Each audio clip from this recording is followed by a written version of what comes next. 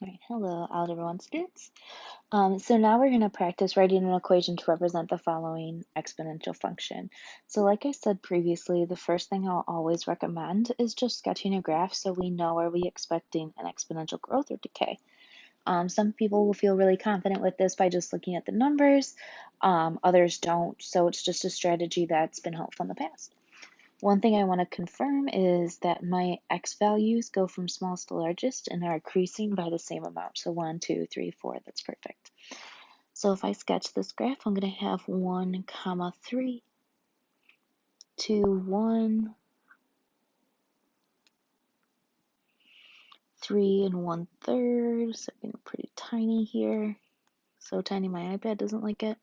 And then 4 and 1/9. So pretty close to 0. So if I were to connect this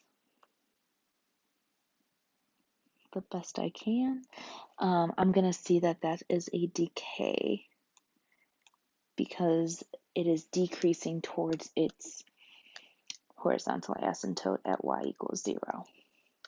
So because it's decaying, just like we talked about, that base value is going to have to be less than 1.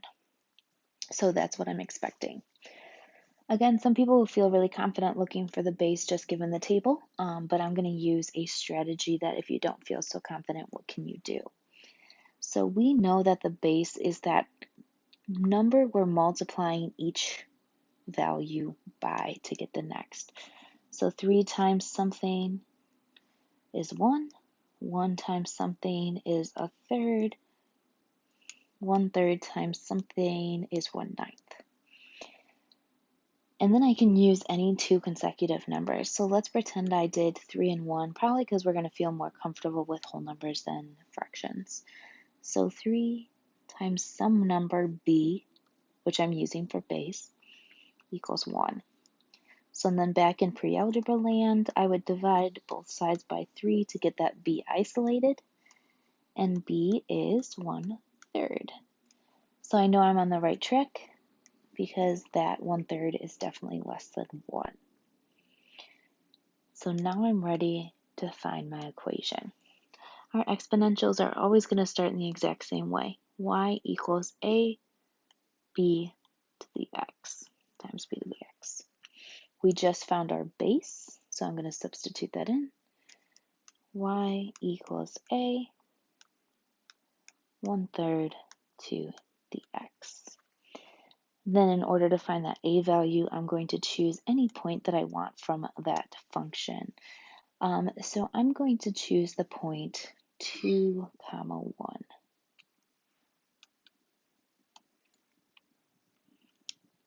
And again, it'll work for any point, so it doesn't matter if you liked another point better. So if I substitute in 1 for y, and then x is 2. Okay, so then I'm going to do my exponent. So 1/3 squared is just 1/3 times itself. So 1 times 1 is 1. 3 times 3 is 9. So I have 1/9 times a. Now I can get pretty fancy here. I can either divide by 1/9, which I'm not sure how confident you feel doing that. You do have a calculator, so you could. But remember, dividing by a fraction is identical to multiplying by its reciprocal.